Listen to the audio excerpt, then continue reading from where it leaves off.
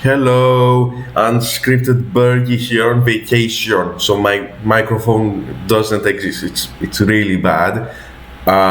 In this episode, I get really angry, so please open the subtitles. Thank you. It's September 1933, and Germany has just signed that nation. And Chamberlain thought Hitler would stop there, and Hitler didn't want to stop there, obviously, so he decides to fake an incident of Polish aggression and then invade the country. There is a lot to talk about when it comes to Poland, but let's just stick to the basics, okay? The initial invasion starts. No shit. The initial invasion starts, and the first battle is around that little Danzig corridor, where a tiny little Polish garrison holds off a massive German advance as it was one of those big-ass battleships. I don't remember the name of it, but here's an image of that ship.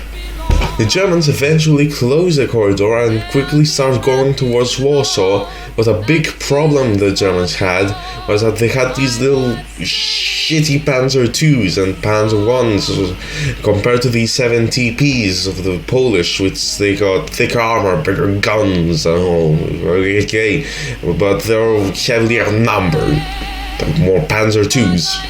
And in a few weeks, the Soviets attack from behind and Poland falls. So blah blah blah blah, the dramatic stuff about Poland, but let's talk about a very common example of variable heroism.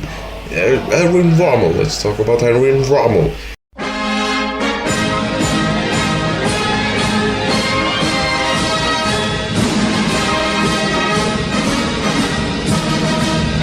Now, Erwin Rommel is unbelievably overrated, like most verbals claim, but we will get to him right now to discuss his overratedness. Let's begin with his offensive through the Ardennes, which is conveniently the next thing after the fall of Poland. If you exclude Norway and Denmark, we will skip Norway and Denmark because that's boring and don't want to talk about it. To understand why Rommel could manage to do that attack is not German brilliance, but sheer French incompetence. I mean, as much as we hate to admit it, Britain and France were fucking terrible during this period in the war. Very slow, archaic, and flexible, and we used super strict strategies, but would also perform with military and economy, which built upon the idea that the war will never possibly happen again, which kind of explains why they did so badly. Dramatically stupid.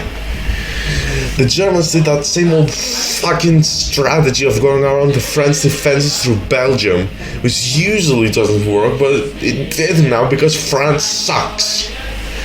So, Rommel went through the Ardennes, right? Then he goes on, and even when the general staff were angry at him for taking his panzers away from the infantry, which is a big no-no because they might get you surrounded and all of a sudden all of your tanks are gone. Rommel told them to eat shit, and they went on to encircle a large part of the French and British army at Dunkirk, but instead of actually attacking and killing everyone, they instead decided to lay siege and allow the British to escape, while the French were left behind to fend for themselves. Afterwards, Rommel was sent to Africa, which we'll talk conveniently in our next segment of the video. So, Italy joins the war after France falls, and the new theater starts in North Africa. Erwin Rommel from earlier is in charge of the German forces in there, and the British are led by World War I veteran general. And if you know literally anything about World War I and its generals, is that they're always static, cautious and defensive, and most importantly, very, very predictable, which is the worst combination of traits you can possibly have when fighting against Erwin Rommel. Rommel does a small variety of clever attacks against the British, but there exist some misconceptions. Rommel does a small variety of clever tax agreements with the British, but there exists a misconception that it's because of tank quality. Let's get into that.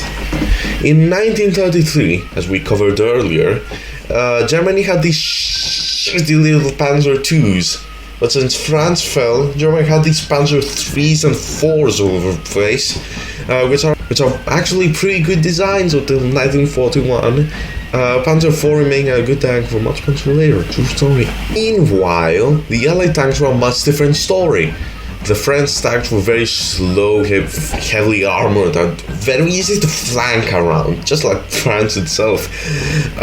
While the early war British tanks were fast and had horrible armor and decent firepower.